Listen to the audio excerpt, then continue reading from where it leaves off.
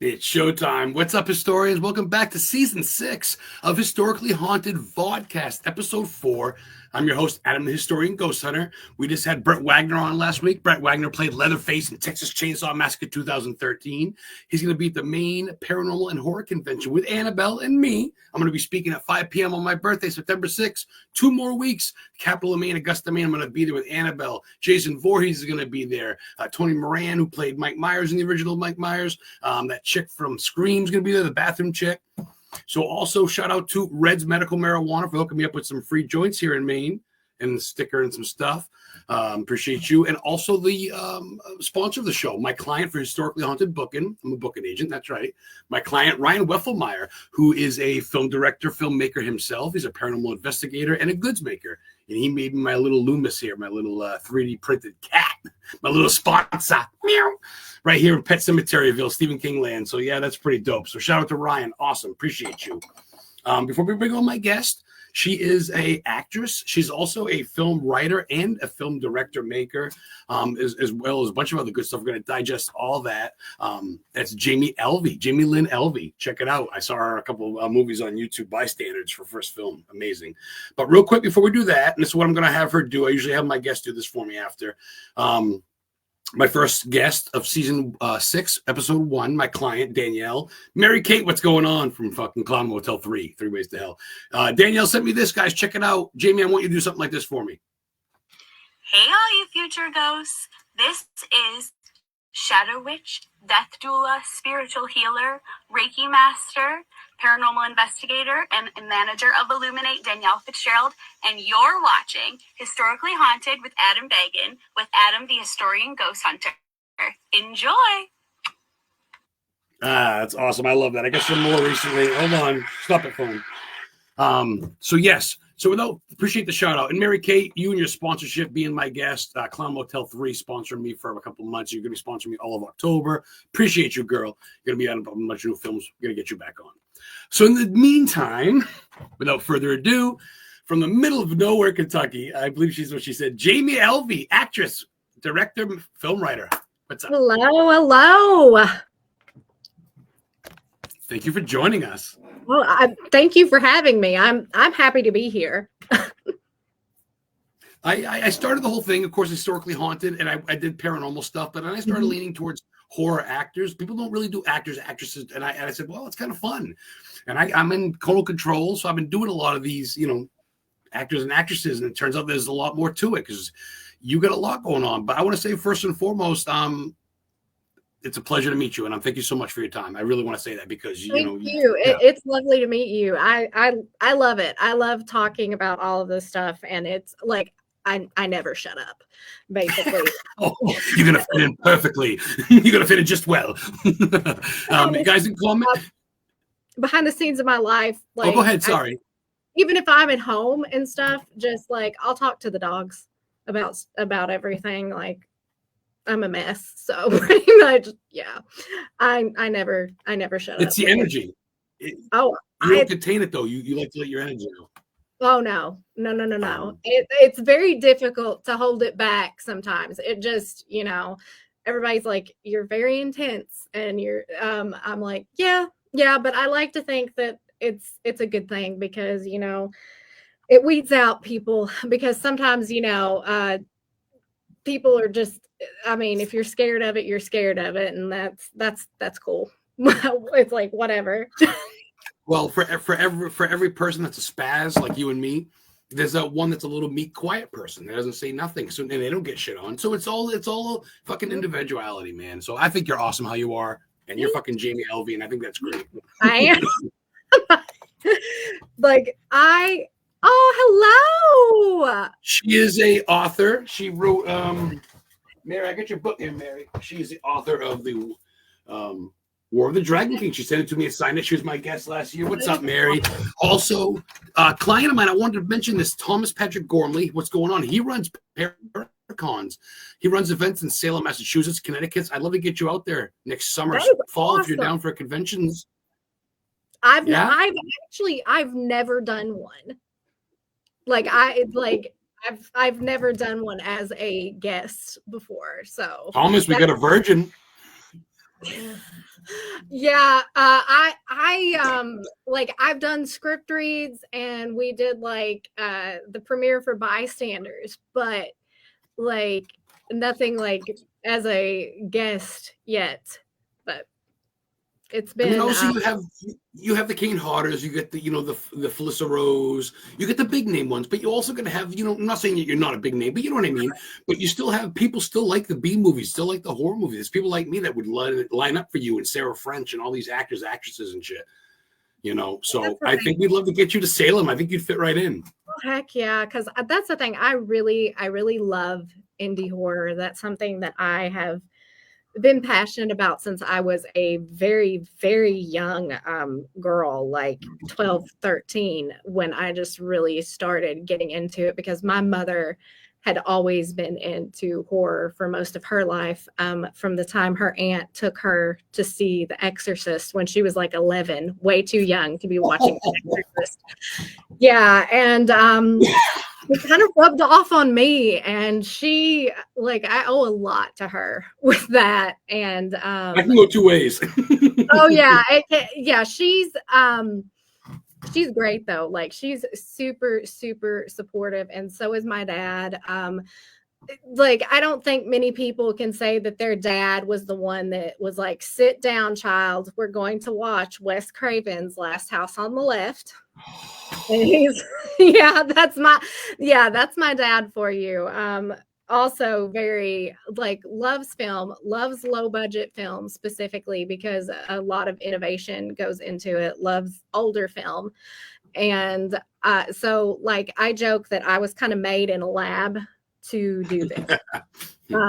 Like I'm the perfect experiment to make an indie horror filmmaker. When you have my dad's influence and my mom's influence, and they are both great. And you're the love child. Yeah, perfect. Like, there's some people I've seen say, I don't know how anyone thought up of Bystanders. And I'm like, if you spend 10 minutes around my parents, you will understand how Bystanders came to be, because they are very, very dry sense of humor people. And I drew from that. And just my dad was a big influence on Gray's character. So also I pulled a lot from my own life and experiences too to create him. And Claire, this didn't make the cut, but Claire is actually a nurse, and my mom works in the medical field. So little Easter eggs. I love that shit. Yeah, I always like one of my friends said that when she was showing the movie to somebody, my friend Leslie, she goes, everybody Jamie loves is in everything she does, like just little bitty pieces, because Claire's wearing those like baby pink, like knockoff Converse. And my Leslie had worn a pair of baby pink Converse at her wedding, her actual wedding. Yeah. And that was my nod to her. So I love that stuff. You really put some thought into that. She's so proud. It's like she was it was so funny. She said that she's like, that's for me. And like she was so she just she was like, yeah, that's what that was. And yeah, it was really nice for her to like finally see it and get to experience that, because there's a set of people that have been with this as long as I have, because I started it in the fall of 2016. I was 23, 24. Like I was young. When you shot the movie? No, when I started writing it, actually. Oh. Like, you don't really expect a 23-year-old girl to just be like, sit down and like, I'm writing like a rape revenge horror movie. But like, I won't lie, I was really pissed off at the time about everything. Like, I'm always pissed off, let's be honest. That shouldn't shock anybody. After you watch I guess I get you on a good day then. No. Usually I'm pissed off because somebody's always getting away with something that they shouldn't be. And I remember because it was like within my last few years of college that the Brock Turner case had become a big thing in the media. Yeah, okay. And I kind of internalized a lot of that rage, and I was working through a lot of my own personal stuff at the time, and just kind of internalizing that. And I was like, I'm gonna externalize it. It's almost like the storm clouds all were just in the alignment. You're like, fucking, it's time. Yeah, it was time. I was like, I have always wanted to write a movie, and like I had this idea, and you see it, it's right there.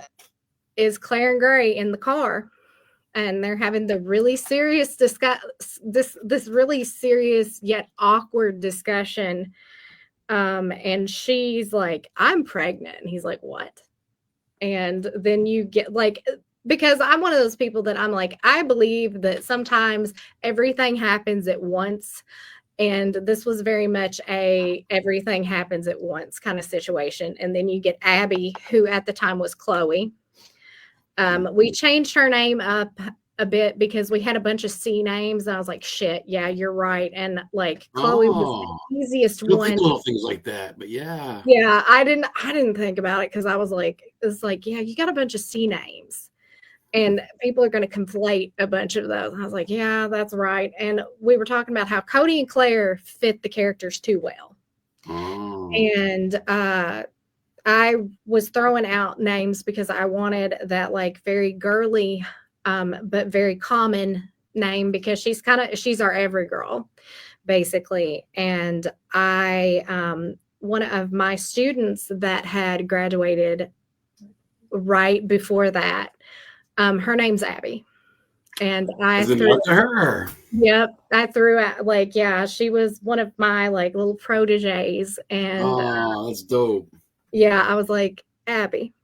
And I held like a little private screening, and I invited her to come, and she brought me flowers, and not just flowers. She brought me like these beautiful, like lavender colored, like chrysanthemums. Ooh, the dress in the movie. And I'm like, she's perfect. Like she's like the sweetest person ever. That's a good cast. That's a good setup for your film. That's a good, yeah. I love when you kill them and you're like, oh, we're going to protect you. Like, I just watched you kill somebody in the film. And you're like, we're going to kill you. You played so calm, dude. And obviously you're acting and I get it, but I got to ask you real quick, not to cut you off, but I got to ask you, did you go to acting school, acting classes? Okay. I started because that's the thing. I was always really into film. I was always really into reading and like storytelling. So naturally at 9, I was like, I want to be an actress. So I started like doing like summer camps and training that way. And that's really where it started. Okay. And then I went to college and I did a ton of theater during college. And I have a minor in theater. And wow. Okay. Yeah. That's cool. I didn't know that. Awesome. Yeah. So basically I did just a ton of it. And that's kind of where I started with everything is acting. And then I was like, you know what? I think I want to do screenwriting too. Wow. And during my last year in undergrad, I had never considered directing or anything until like that time, because my acting teacher, she had me basically coaching and directing the ones that were less advanced in the courses. Yeah. And so she really kind of got me into that accidentally. And she's in my short, Your Husband Was a Good Man. She's in it. You sent me that I watched? Yeah, she's the older woman that talks to me. In that's her. And she has done so much stage and directing over the course of her career, and she had never done film. And when we wrapped, she thanked me because she was like, "Thank you for letting me try out film." She's like, "That's something I can say." Like, she had so much fun doing it too. As I was like, this is part of my dream. I was like, I'm gonna fulfill that because I had always wanted to direct her because she had spent so much time directing me. Oh, but see, that's the difference. For indie films, people care about each other, like you say. A lot goes into it. It's like a family, from what I've heard. I've never been on one, but from what I've seen, they're very much connected, right? Oh, I mean, yeah, like one of my best friends, one of my closest friends is like, she's my SFX specialist. She does it all. Like, we are super close. And like, it's nice because like, who else can you buy like alginate and gypsum for and then be so excited that you brought that? Yeah, because she was like, I'm in a life cast for this next one, and I'm like, all right, you tell me, and I'll get it done. And like, I brought that to her, and she's like, yes. I love that. I mean, I don't care for CGI. I like real special effects. I love that a lot of girls I talk to do that. It seems like special effects, paint, the makeup department, clothing, very, very cool. Callie from Bystanders, she did the makeup.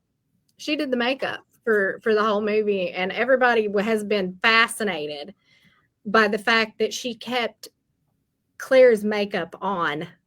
Ooh. Because we filmed in Kentucky in the summer, and it was humid. It was humid. Thank God it was in the middle of the night most of the time.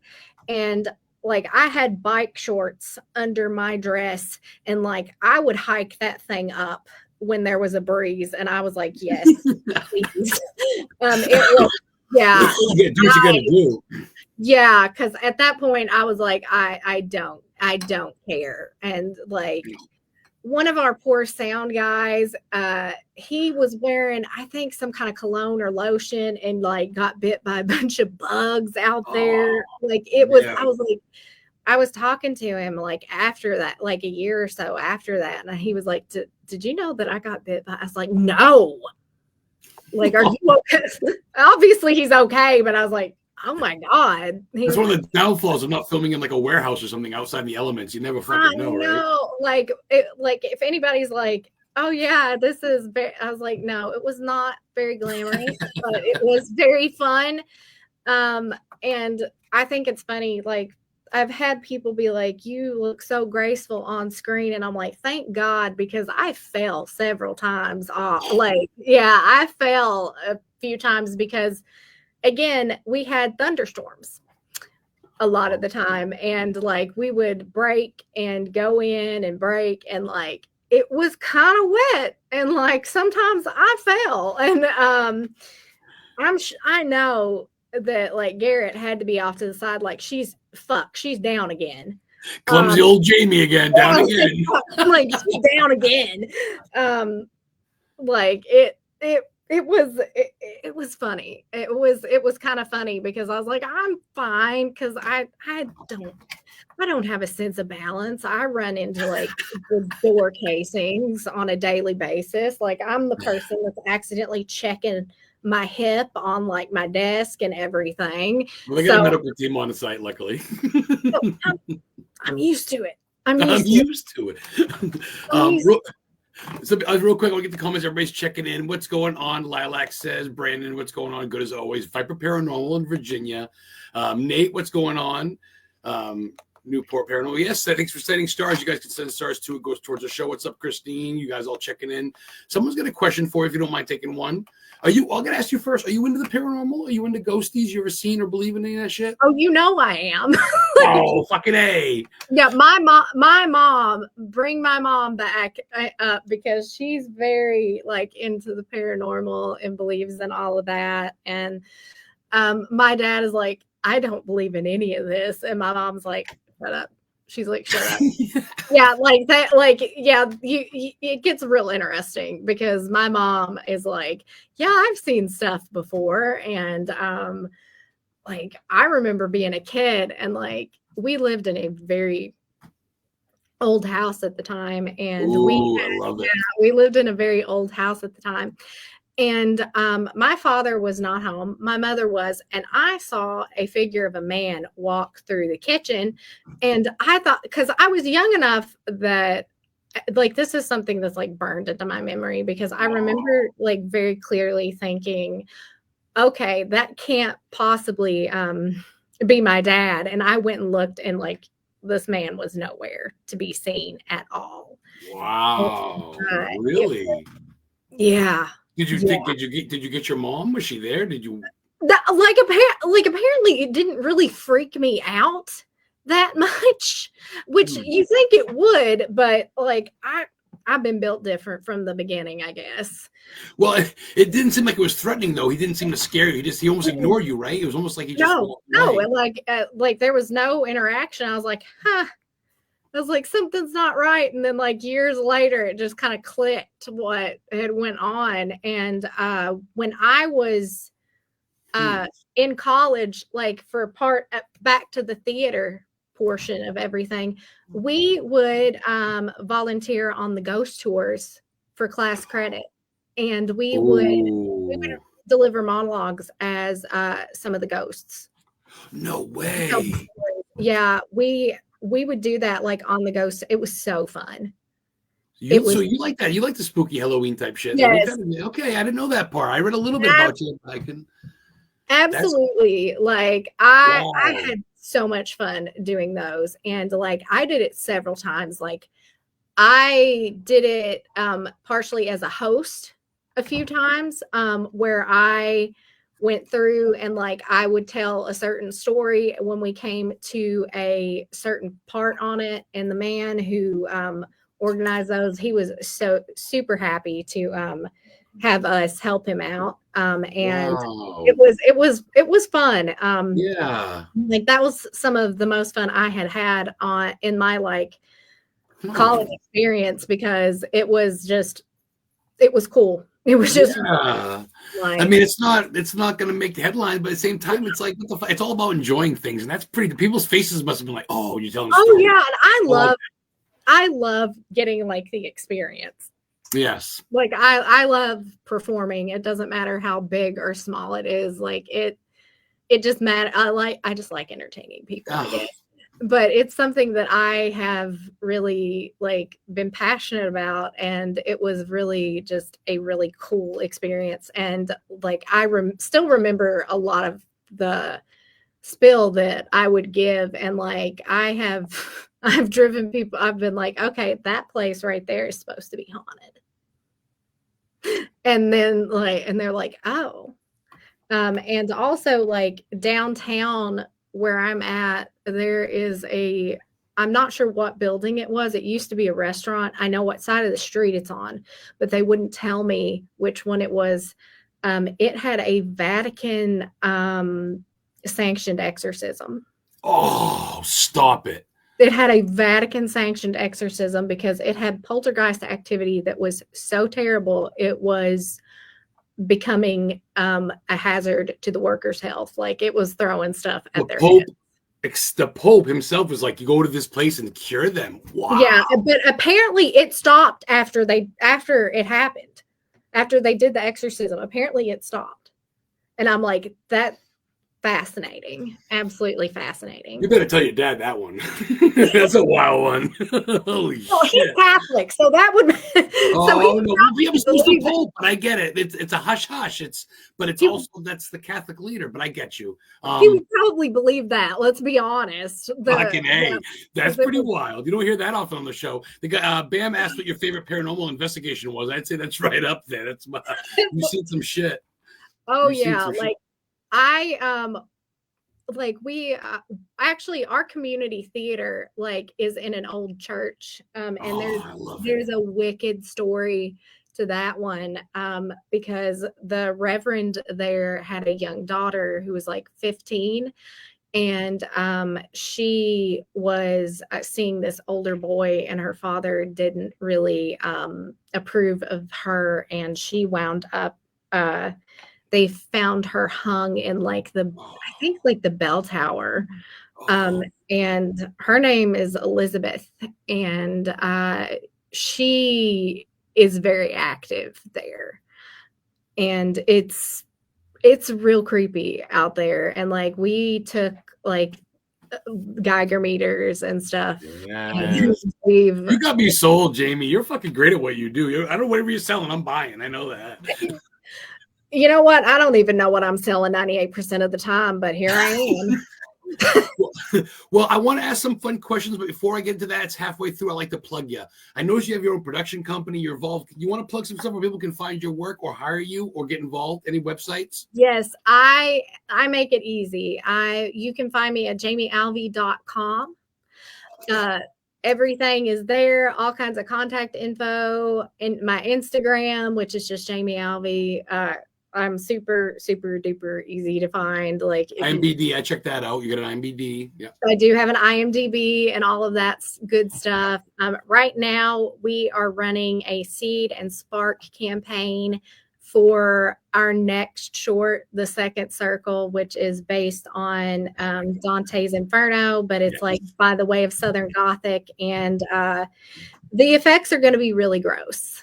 Like it's going to be don't hold back on me. It's going to be one of those things. Like basically, I wrote that with Petra, my SFX artist bestie, in mind, because I was like, I'm gonna let her flex. I'm gonna let her flex on everybody. And she has been so excited for that. And she was like, I'm obsessed with the fact that it's something that's gonna be framed so beautifully, and it's just gross. It's just it's a bunch of gore and like just pretty scenery and lots of blood and stuff. And basically, I guess that's what happens when you've been on a big like Ingmar Bergman kick. Ooh. And yeah. When you grow up on a bunch of horror and like you're watching a bunch of black and white like stuff like Persona, and you're just like, ooh. What about this aesthetic with a bunch of blood? See, you go beyond that. You don't just watch the film, you digest it and you look at what you could do, you would do different. I like that. And let's face it, if you're a horror fan, you love your cheap gore, man. You just do it. Otherwise, what do you know what I mean? Like that's the thing. I like fake blood. I've said I don't know who I am if somebody's not like, because I was like, if somebody's not slathering it on me now. I'm just that's pretty kinky. I mean, like, no, not quite. It's like I joked that I had never felt sexier in my life than when I was playing Claire and covered in all that blood. And of course, Callie's over to the side, like, because Callie and I grew up together. She's basically like my kid sister. And of course, she knows how I am. I'm always making like the dumbest joke off to the side, trying to make people, because that's the thing. Like, I'll make the stupidest joke to try to make people feel more comfortable with everything.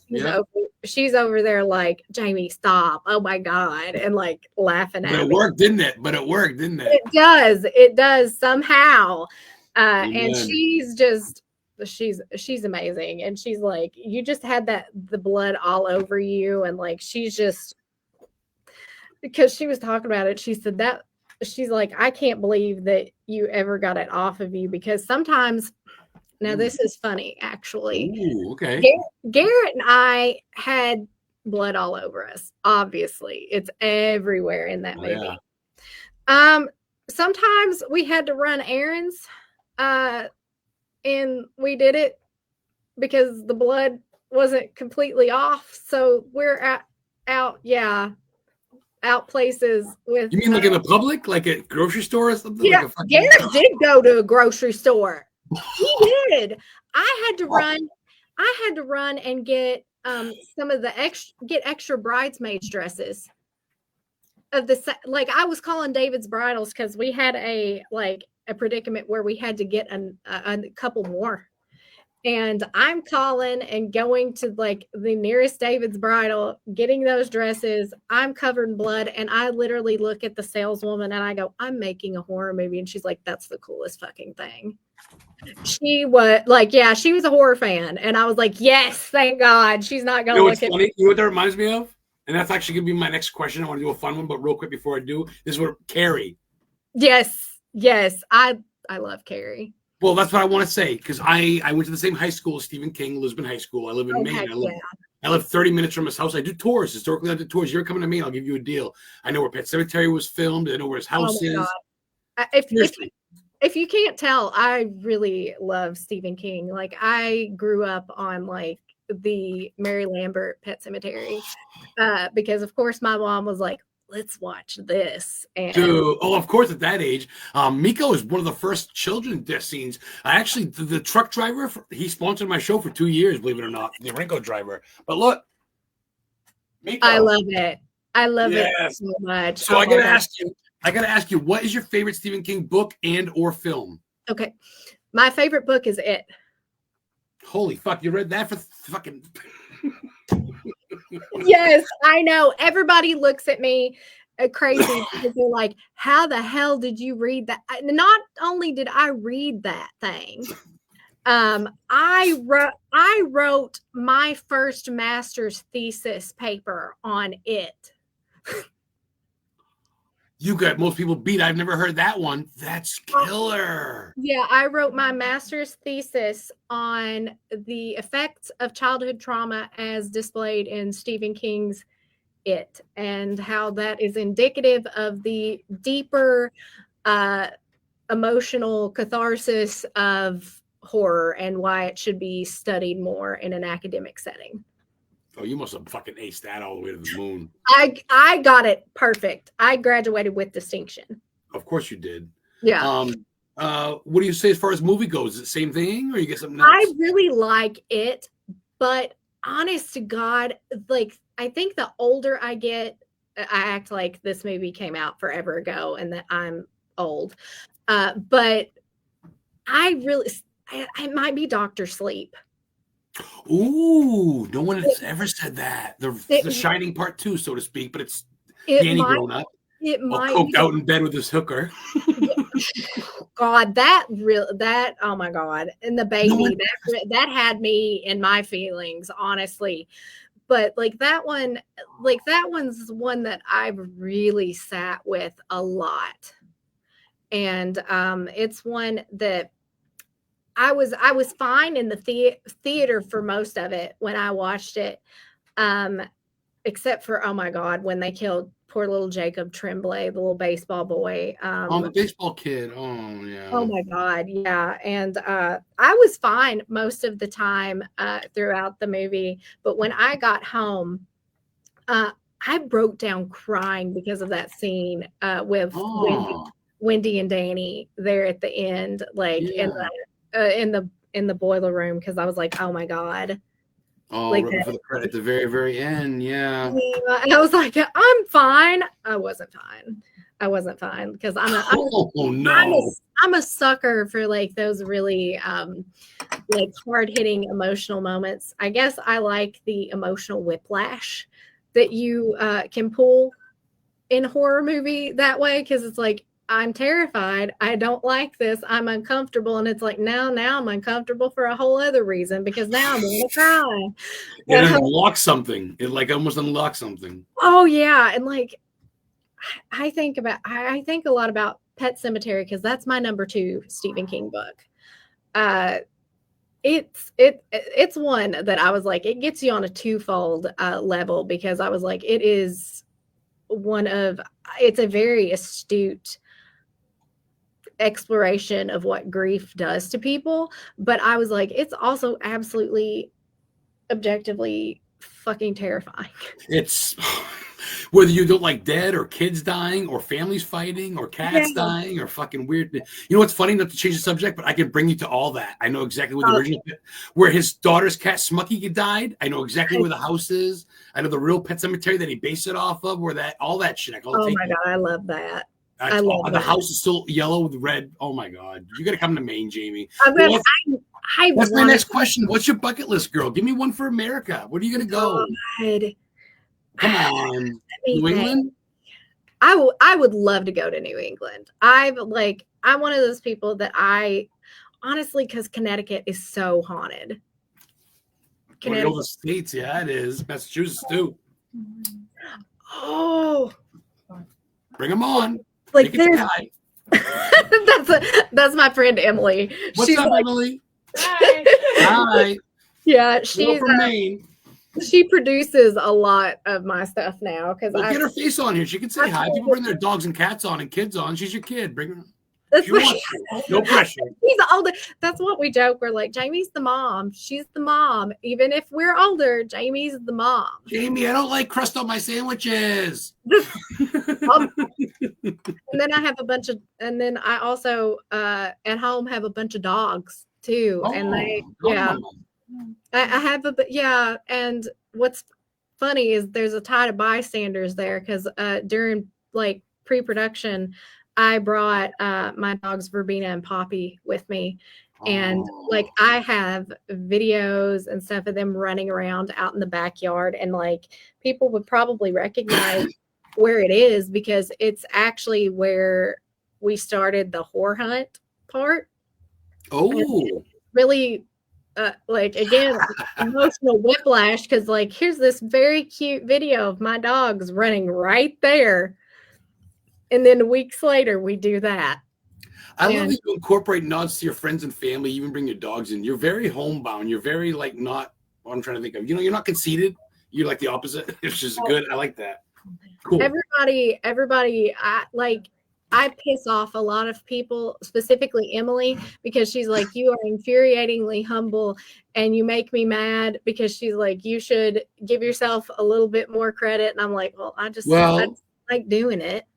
Yeah. You're not going to do a show for free, though, which reminds me, Thomas runs Paracons in Connecticut 2 or 3 a year. He does a WitchCon Fest, Haunted Paranormal Fest, and like the place where the big heads are seen. Melon heads or whatever in Connecticut. There's so much history in Connecticut. They dunked witches before Salem fucking hung them. Of course. You'd have been tried, Jamie. You'd have been tried. That's for sure.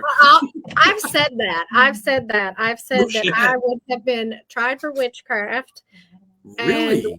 And I said I would probably have been tried for witchcraft and I would have been lobotomized. Yeah, at some point. Yeah. Because I was like, that's going to be the next movie. That's your next script. You need to write that. Probably, because like I keep coming back and writing period pieces, and I'm like, you know what? Yeah, like the 1930s in an asylum sounds about right for me. Oh my fucking God, dude! You know what's up? It's so true. People love haunted. All over America, there's haunted asylums. Oh, because we like we just have Waverly like just right up the road basically in Louisville, and Louisville's actually it's pretty haunted, but it's also like you wouldn't think that there would be like a subversive like weird little horror culture here in Kentucky, but there is. Like there's a lot. And if you come through Louisville, I'm gonna like shout out one of my favorite places in this entire state and the world.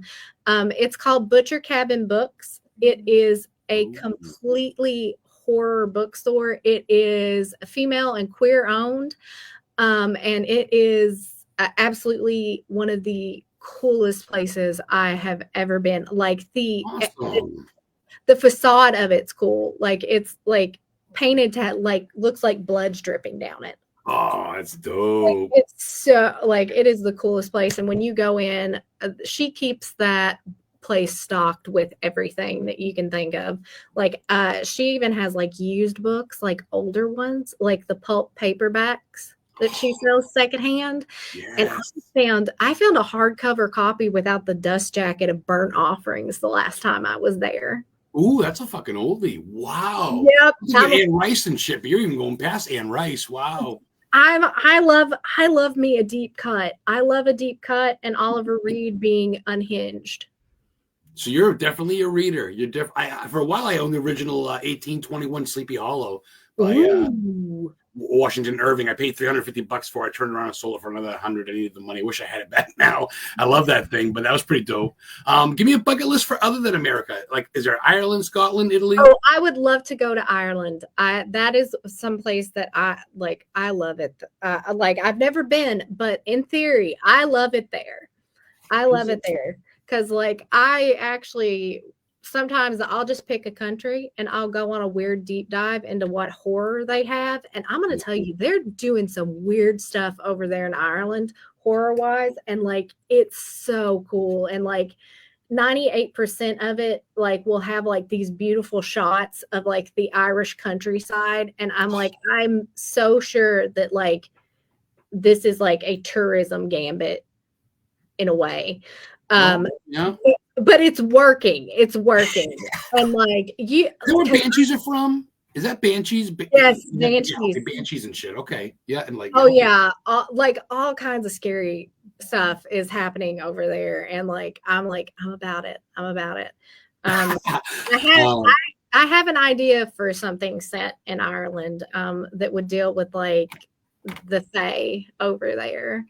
And I was like, I like the idea of scary fairies and stuff. So I'm always, you know, up you get the fucking dark side, girl. I love that. I love like that's the thing. Yeah. I've always loved like super duper scary, super scary, super weird stuff. Super and like, duper. That's a good. We'll keep that one. I've never heard that one on the show. I don't think. Give me some tunes. What do you like to jam out to? Oh my God. Let me think. Like recently I've been listening to a lot of Ethel Cain, which of course shouldn't shock anybody. Because like, you know, like really dark, like thematics and like that Southern Gothic vibe and cool. all of that. I love her work. I'm trying to think what else have I've been listening to I listen to a little bit of everything, like to the point that it's obnoxious. Because I love Tom Petty. Okay. Heartbreakers. That's cool. Old school like shit.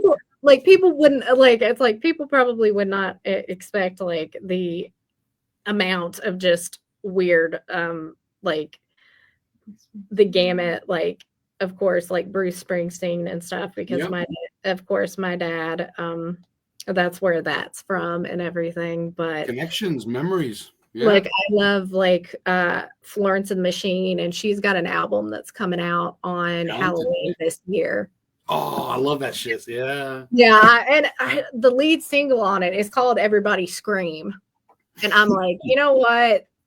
I love it. I love stuff like that. And like I have some of that quintessential like sad girl music, like Phoebe Bridgers and stuff like that. And all about your mood that day or whatever, right? Like I love Hozier. Speaking of Ireland, like Hozier, yeah. So like it's a little bit of everywhere. You are all over the fucking place. Yeah, you are. I really am. And like every like decade that you can imagine. That's cool though. You're not boxed in, man. That's all about. I try not to. Like I try to listen like across everything. Like I had Megan Thee Stallion in the car earlier. Like it's everywhere. It's all about the timing. That's cool. It is. Like it's whatever I'm feeling at the moment. And that's something that is really tied to my writing a lot of times, is like I will make a playlist that goes along with the mood of it, like there's certain characters and stuff. And like I did a lot of that for Bystanders. And like everything I've ever done, like it comes with a playlist. Yes. Or three sometimes. Or three. Like I specifically like what's even funnier is I did this before like I even knew it was going to be a thing. I had like a Claire and Gray specific one, because I was really thinking more about their relationship and the depth there. And so there's even like a specific one for them. And then there's just the Bystanders one. And then I had like one for like the score. And like it was interesting because I listened to a lot of instrumental music too. And I have been known, because I teach a lot of writing classes, to pop on horror movie scores and make them while they're writing, and I'm like, write faster. No, I'm kidding. It's like the theme, like the Jaws theme. Jason. My students were so hyped about Nope. So when I put that on, they were like, hell yeah. And I'm like, you know what? Y'all are so cool. Like, oh, well, I was going to ask you, like, to prepare for a role, like, say you're getting all jazzed out for that first scene. Do you crank out tunes in your head? Do you get psyched? Do you just recite? Like, what do you, if you don't mind me asking, what do you do? What's funny, and this is what scares people, is I can just go into it. Flip a switch. Just go into it and flip a switch and go in and out. It can be a little unsettling for some people if they're not used to people that can do that.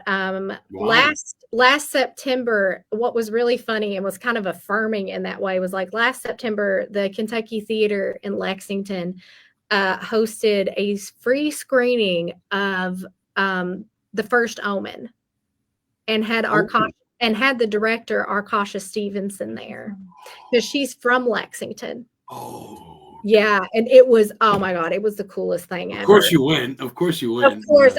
And that's the thing, I had to work the next day. Like I had to get up. You're hardcore. Yeah, it was like a week after the premiere for Bystanders too. And I was like, I'm not missing this. I'm driving to Lexington. And I drove to Lexington and drove back in one night. And it was like 2 hours each way.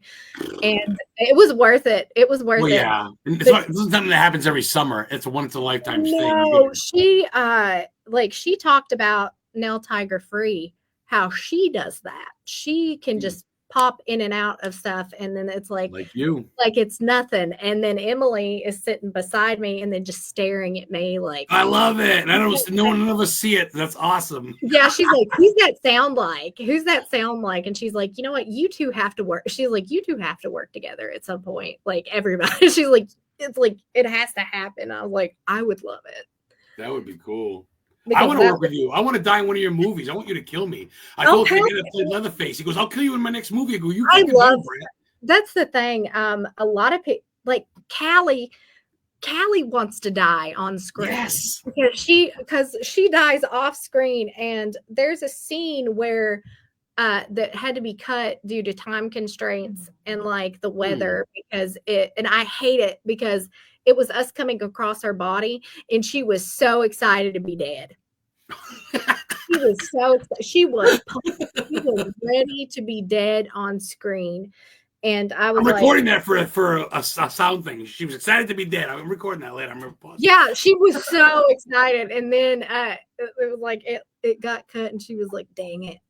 I was like, we'll get you we'll find you a death somewhere. We'll find it. So who's the chick on the poster with the knife on her face? Oh, that's Brandy. Okay, I was gonna say that wasn't you. That's not you. I don't think. Oh, no. Chick, that's Brandy. That's Brandy that plays Abby. And Brandy's amazing too. Like I'm friends with her too, I think. She was game for we were all in. All three, like the trio, we were all in, and like it was so dang fun. And gotta be though. I mean, that's the thing about the indie movies is that you guys act like it's your last one because you never know. You want to make it, so to speak. And I love it. It's so, I love it. And the thing was like, I just, allowing yourself to get just so connected to all these people and all that. So fun, I bet. Oh. When I came back home, I didn't really know what to do with myself because like I had spent like 2 weeks with them and it just kind of felt weird not to have like Brandy like off to like my side and Garrett like 2 feet behind me. Yeah.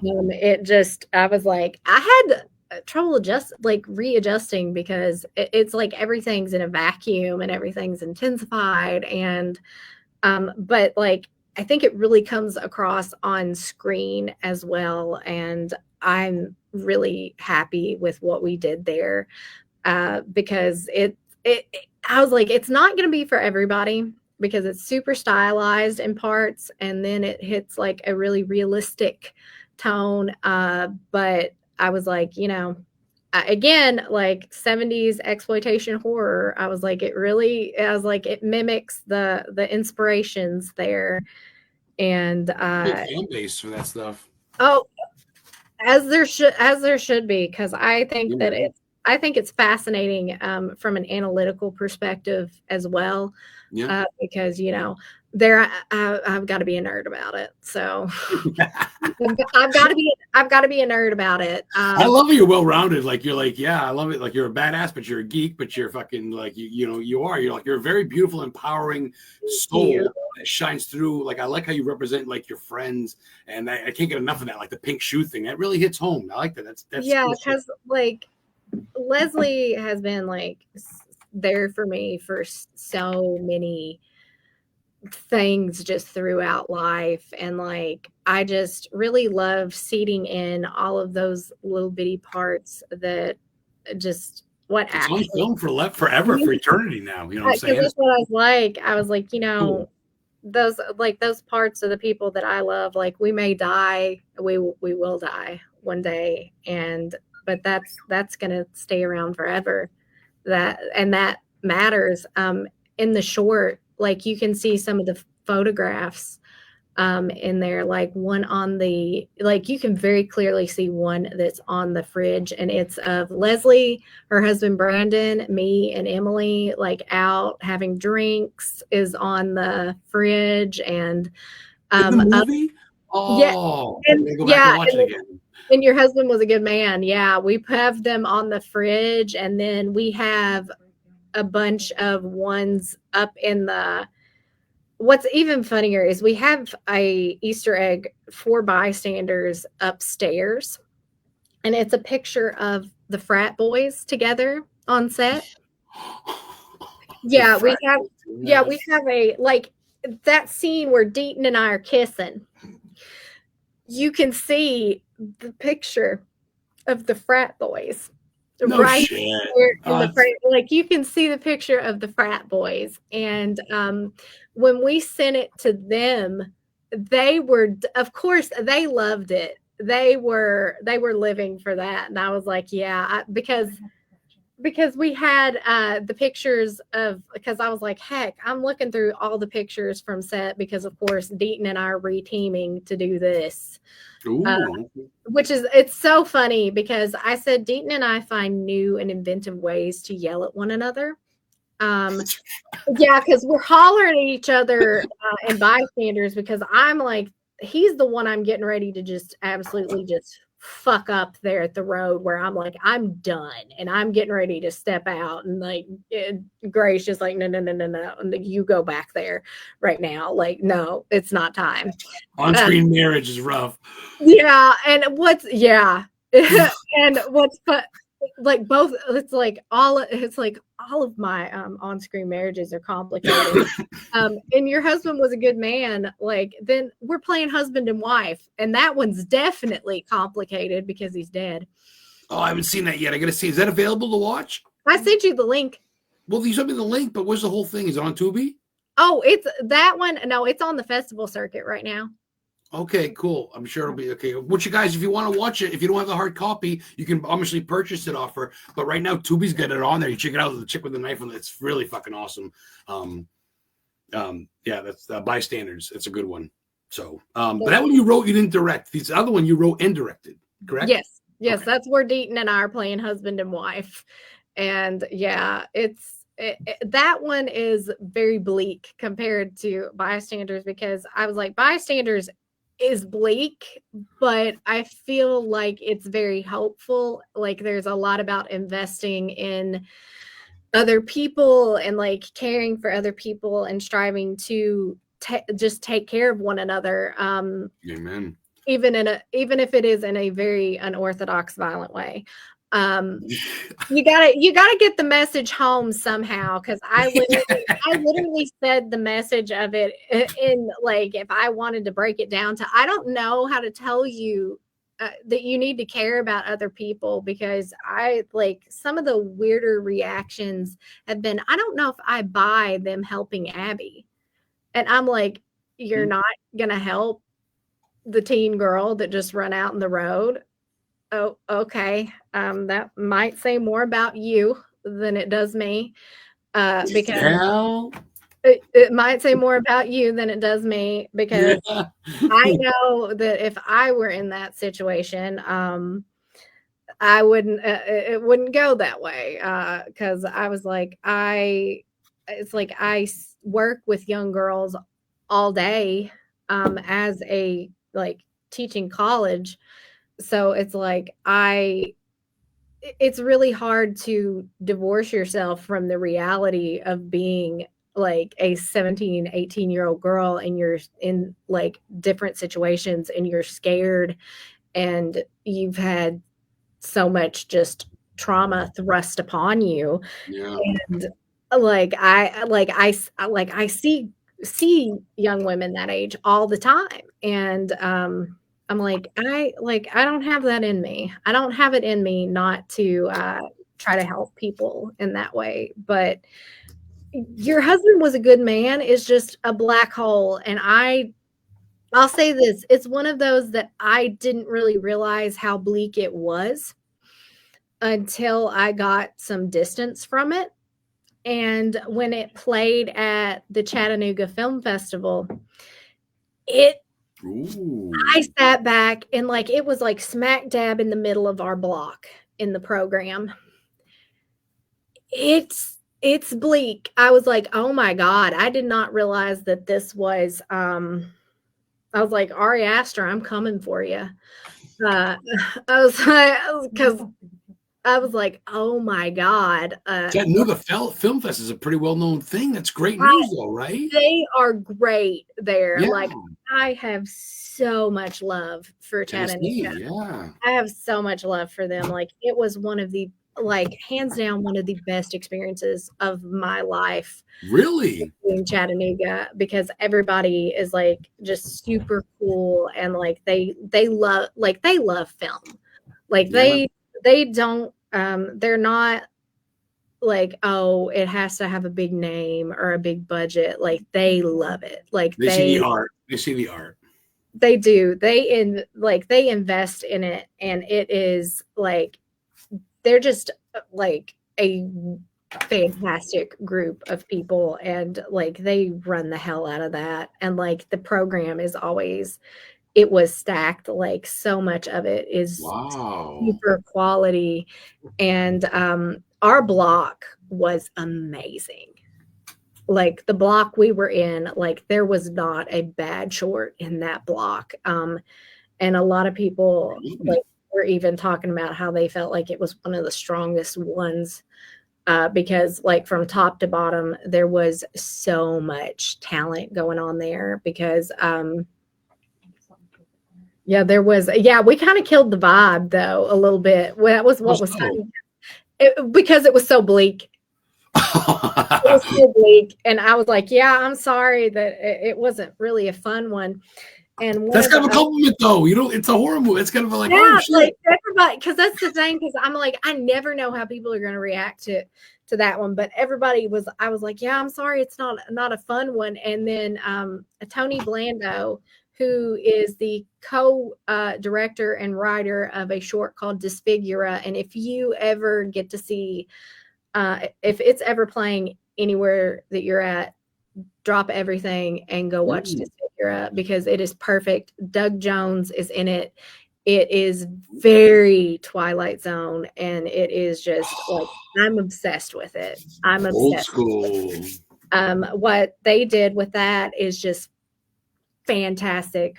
But she goes, you don't, basically was like, you don't speak for me. I had fun. Like, you don't speak for me. I had fun. And she's like, she was fantastic, like super, super cool people. Like, just looking there and say, I saw The Exorcist when I was 9. They're gonna go, oh, okay, we get it now. Yeah, like everything's just met. Like, yeah, it's like, yeah.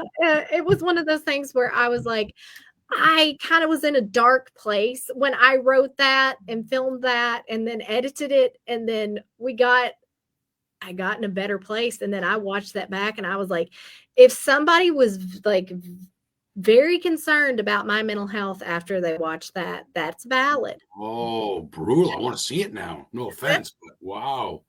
I was like, that's valid, because it's one of those that I was like, oh, I was like, okay, Jamie, what's wrong? I was like, are you okay? To Holy myself. shit. Yeah. Wow, deep. And then like Emily didn't realize it was that because I think we were so close to it for a while that it just seemed like when you're editing it and like you're watching it over and over again, like combing over it for like the cuts and months, you get, I got a little desensitized to it, I think. And then like, It's a lot of time.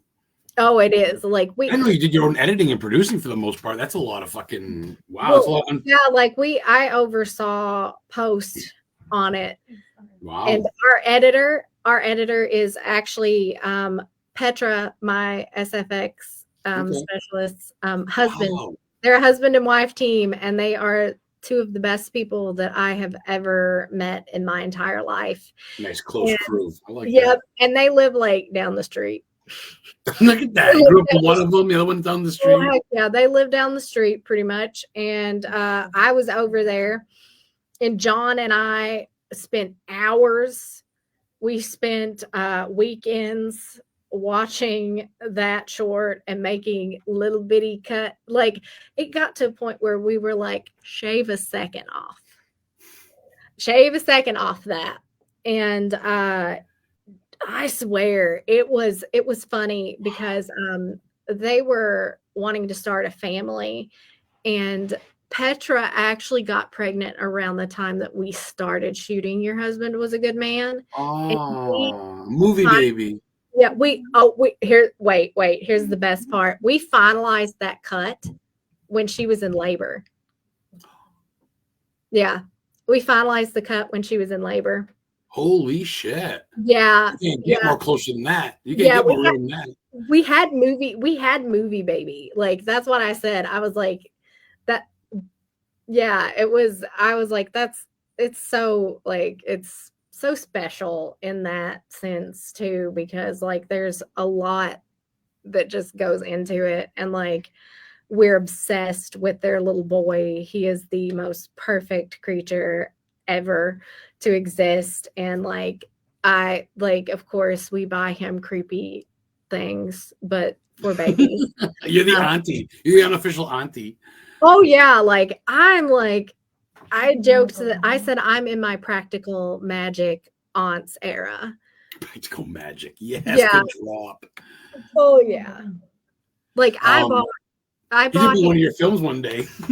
Oh heck yeah. I said that I was going to put him in something. Like I joked that he needs a producer credit for this next one because I love it. Yeah, he's been running he will run, like we went and met with some people a few weekends ago. Oscar was there. So I was like, heck yeah, you know what?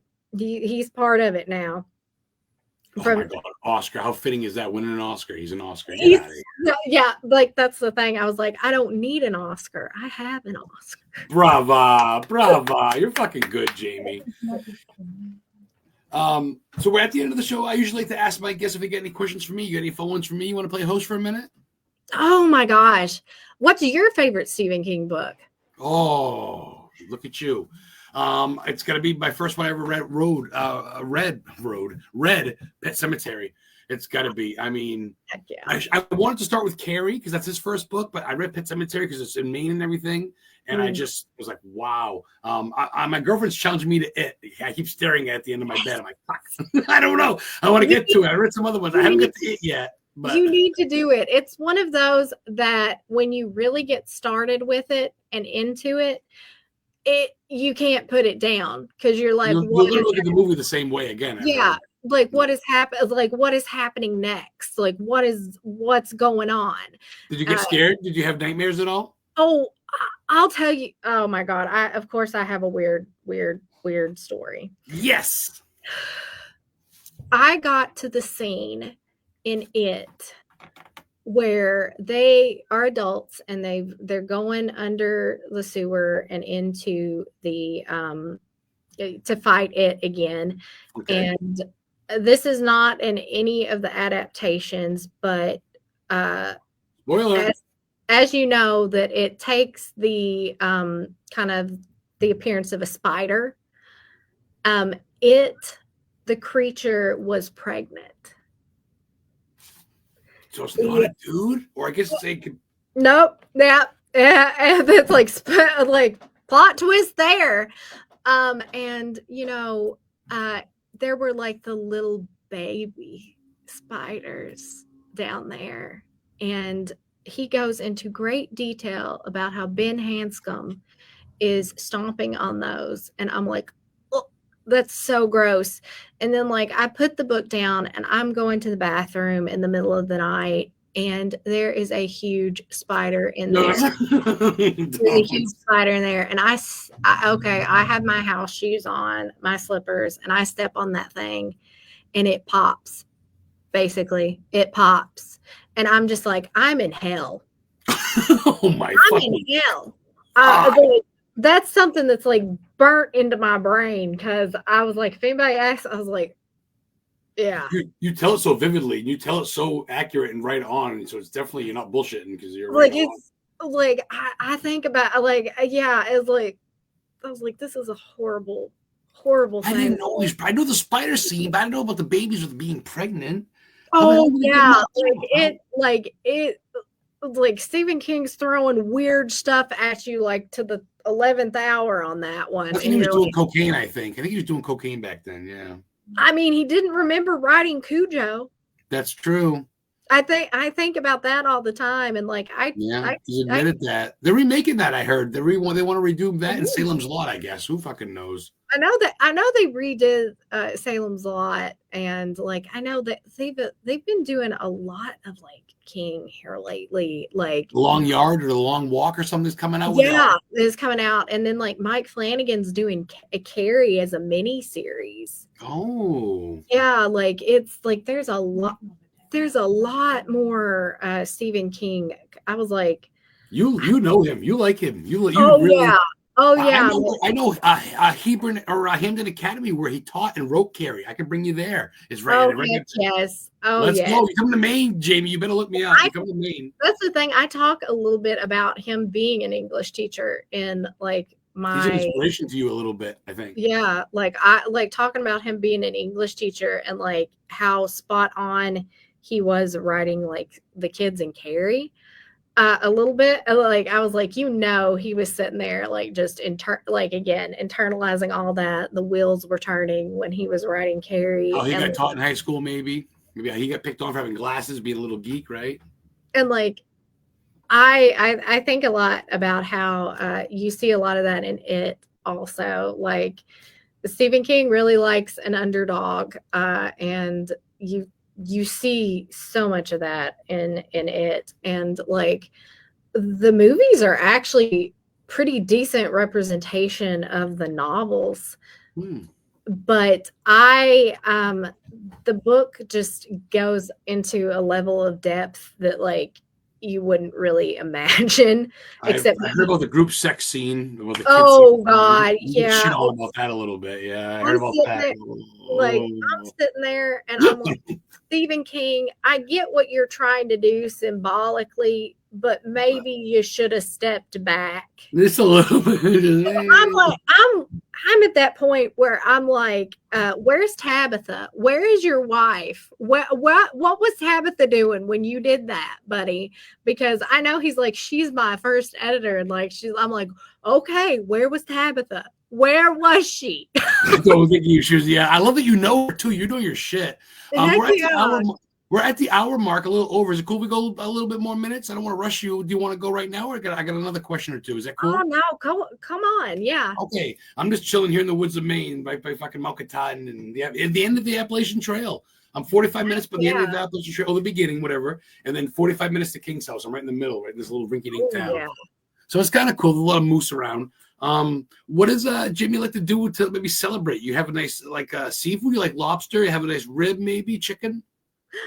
I was gonna say I'm not very fancy, and also like I have like weird sensory ick, so probably a chicken tender. Let's be honest. Okay. I'm a 5-year-old at heart.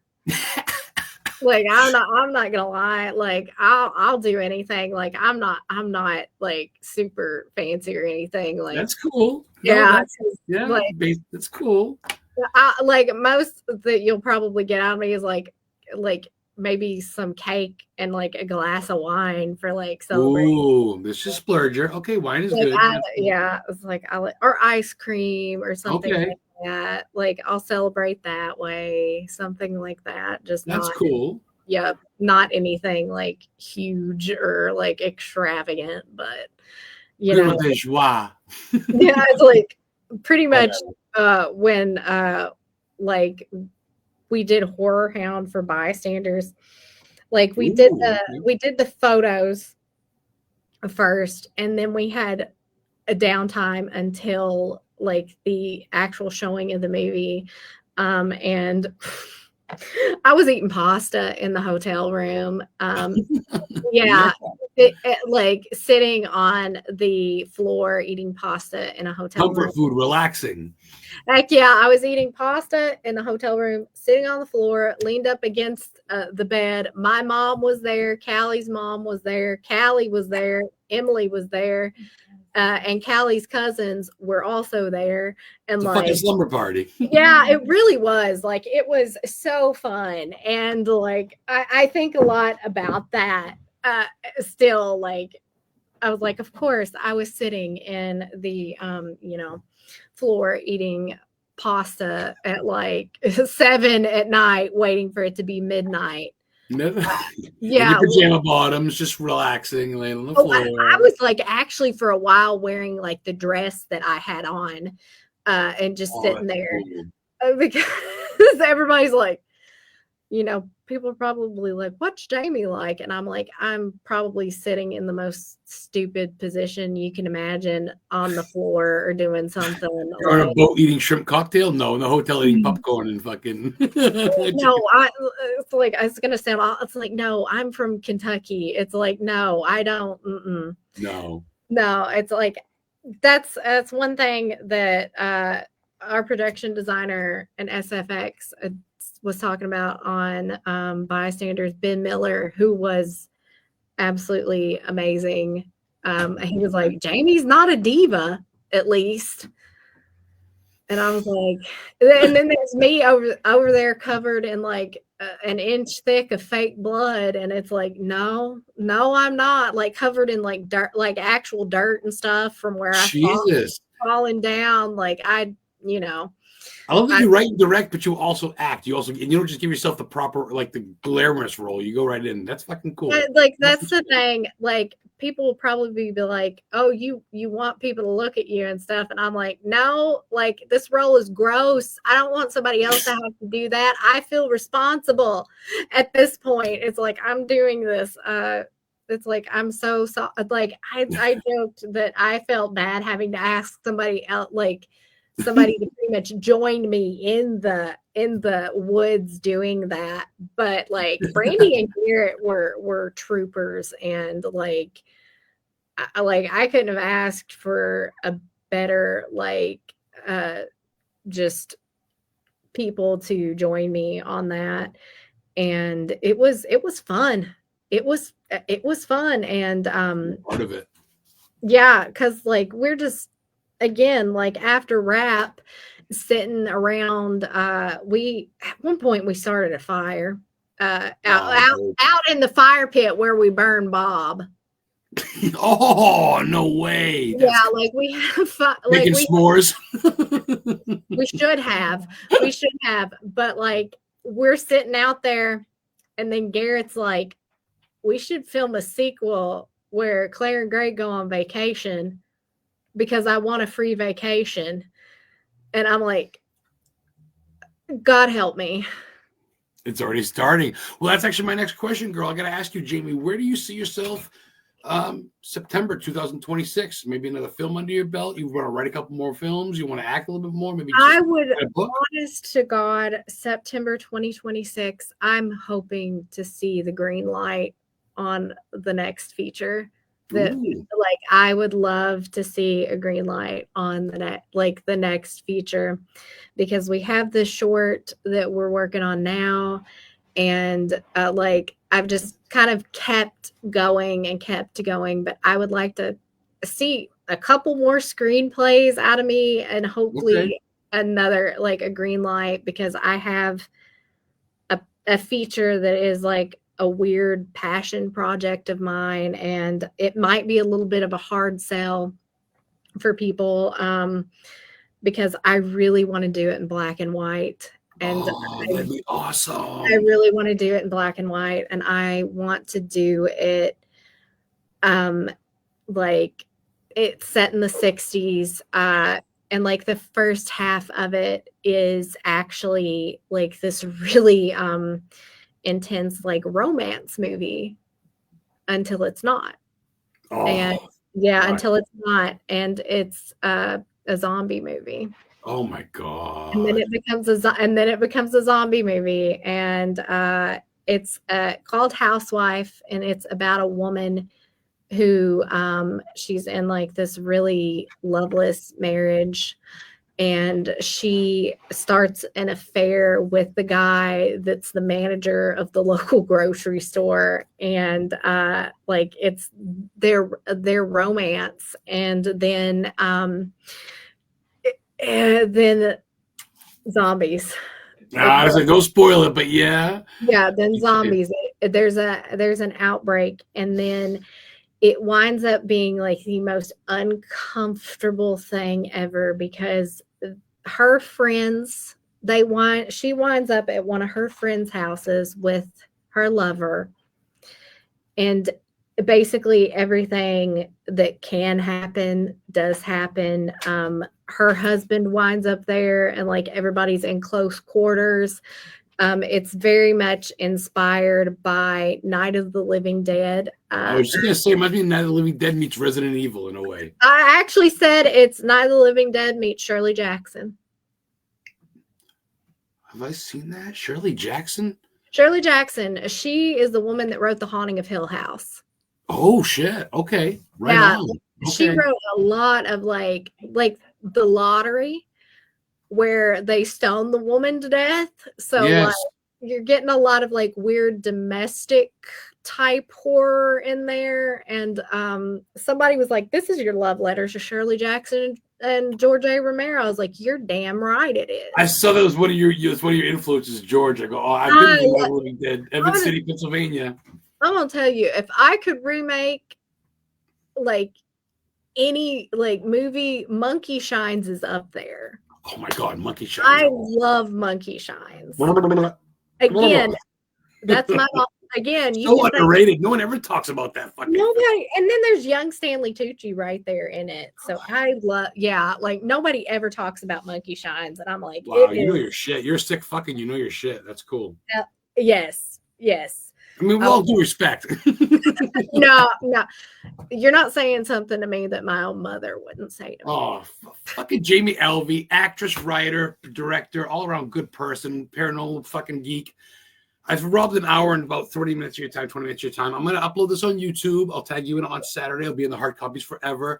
I got to get you back on the show as maybe a co-host or just shoot the shit again. Maybe. Oh, heck yeah. Like, I'll talk. Like, I love to talk about this to the point that like yesterday in class, like I was teaching the kids about genre, and I was like, this is a great time to talk about genre subversion, and I brought up You're Next, and none of them had seen You're Next. Like we have some sheet mask. Oh yeah, they were not. I talked and I showed them the clip of where Aaron kills the first guy in the house when they're in the cabin in the middle of the woods and the lights go out. Oh my fucking god! They show up with the axes. Holy fucking what a movie! Whew, that's real life. Someone could actually do that. Not to cut you off, but it's shit like that. I love Jason. Oh yeah, like that's another thing that freaks me out is like home invasion horror. It's like, and that's like I've always wanted to write a home invasion movie, and like that's on my to-do list. Like I basically have a to-do list of like I want to do this kind of movie, I want to do that kind of movie, and like I just like there's so much stuff that I actively want to do, and like I love that. Like different, like push Wow. myself to like different kinds of horror and see what kind of spaces that I get into and what that looks like from my perspective, and like really playing with it. Like I'm always pushing myself and trying to like really mine the depths of the genre and like expand it and play with it in different ways. And it's something that I'm like super duper passionate about. Again, we're gonna super duper It's twice, yes. twice. You're very much into like you're into almost sadomasochist slash like thriller slash demonic slash just old school horror, I guess. I mean, Oh horror yeah, is kind of small. You don't mean it's the umbrella, but I love, like that's the a thing. little bit of comedy, a little bit of comedy in there. I know a lot of people. Yeah, I love like putting a little bit of levity in there. And the humor either hits or it doesn't for some people. But like personally, that was really inspired by my own experiences with trauma, because I was very much of, if I don't laugh, I'm going to cry. And my dad and my mom are very similar to me. My mom, both my parents are type 2 diabetics. And then I'm going to the endocrinologist with my mom one day, and she literally is on the phone with her mother, my grandmother, and she says, I'm high on dying. And I'm like, Pamela. I don't think that was thought out. Maybe just kind of said on the moment. I don't think, oh boy, that's rough. Yeah, she's like saying, like, she's fine. She was fine. She was just joking. And I'm like, well, yes. But I mean, you guys get a sick sense of humor. But at the same time, you got to live with it. So you try to make light of it. I get it. Oh, she does. Like, she's fine. She's doing great right now. And like she just is always, I was like, oh my God, Pam, stop. Like that's something that she's become like emblematic for among my friends at this point. Like they're like, there she is. And then my dad is like, they are a perfect match in that respect. But like my dad is very much like that as well. And like I really pulled from that, and the fact that I was like, I think a lot about how men, like the boys and bystanders, the worst thing that you could do to them is laugh at them, because that takes away their power. And I was like, I'm going to make fun of them because they're pathetic. I love that. Which, not to go back, but real quick, I know we're getting late in time. I don't want to take all your time. You're fine. You were saying earlier about like the girls that are 17, like my girlfriend's neighbor's like 12 or whatever, and guys look at her, and a lot of guys, 90% of them just have the wrong idea in their fucking mind, and you want to just poke their eyes out, especially if you have young daughters. You do. Like, you gotta be careful, man. Like I remember, because I'm 7 years older than Callie. And like I remember when she hit like 12, 13, going out places, and like I was always hyper vigilant. You got to, though. It sucks. I was hyper. Yeah, I hated it. It was the worst thing, because I was always right there, like, because again, like big sister, like you're just no. And that's why you're a strong, independent female in the scene. You're an author, you're a writer, you're a director, you're an actress, you're doing your own thing, driven, helping people in the community. And Jamie, I got to get you back on again. I got to talk to you for another 2 fucking hours. Poor Emily, like she has to hear it all the time, because hear what? Hear me talk about horror. Like I'll come out of my bedroom and I'm like, Emily, have you ever thought about this? You never stop thinking, though. Yeah, it's like, have you ever thought about this? Or do you jot this shit down? You have a journal, a notebook? Yeah, I actually keep a lot of like notes everywhere. You got to. I joke that I eventually am probably gonna write like a book at this point. Like it's like there's so much, like there's a lot like going on analytically, and also creatively. There's a lot that I have going. And like, yeah, I keep notes a lot. And like, I do. I can't, like, I'm like, I'm going to forget it if I don't write it down. Unless but the one thing I'm not going to forget is that freaking spider, apparently. It's like, I'll forget the great idea, but I can't forget the sensation of I haven't read the fucking book yet, and I ain't forgetting about it. And I'm always gonna think of you now and how you kill the spider in your bathroom at 2 a.m. Yeah, because that's gonna. Oh my god! Like, I remember because I came back out and I got my phone and I like very calmly texted Emily because I was like, "Who am I going to tell about this? What's happening?" And I was like, I'm reading it and something awful happened. I'm gonna talk about it on a live podcast in a couple of years. You watch. Yeah, like, hey, at least I'll say this, at least it's entertaining. At least I think it's great. This whole show's been entertaining. I gotta ask you, you don't have to answer me right now, but when I get that copy and have you sign it, if you have any movie props laying around, I'd love to add to my collection of shit that I got here. Oh heck yeah. I'll have to look through like some of my stuff. Like, that'd be cool. I mean, if you don't mind, and I'm trying to pry off you. I keep a lot of the stuff that yeah, like I have 2 of Claire's dresses. Like I actually even a bandana or a wrist bracelet or something. I kept like I have the scrunchie that is actually like covered in blood that she wears at the end. And like what's funny is Brandy kept hers. And then mementos. Yeah, and then Mary Beth, we gave her because there was a set of 3. And Mary Beth has the 3rd one. Oh fuck! I'll take anything, even a sock. Just let me know. I got a shirt from Lydia Mason. I have those too. Really? Like I kept the socks because that I wear because they crack me up because they're covered in blood. Like everything's got blood on it. Oh. Everything's got blood on it. You know Lydia Manson? No. She's an actress. She's in this Castle de la Motte thing. She sent me her thing in blood with a dagger. Oh my god! And it's a certificate on it, and she's in this. So I'm not trying to brag or whatever. I'm not trying to beg you. But if I get the movie and get you signed and add to my collection, I'd love something. Even if it's a stick. If I don't give a fuck. Yeah, like we keep. I love that stuff. We keep. Me too. Like that's why I've kept like literally everything. And what's even funnier is I keep finding like copies of bystanders from where I've been editing it over the years when I'm cleaning. And like it's a different draft every time. And then what's funny is Emily has found several in her room. But what's even funnier is that the dogs got some of the pages off of one of her copies and were carrying them through the house. So yeah, it's funny as heck. You get stories up the wazoo with this movie. Oh yeah, because I was like, I've been with that for. I joke that I cut my teeth on that screenplay, and like it, like I just like really kind of came of age with it. We filmed it when I was 29, and like we really like again. I just like.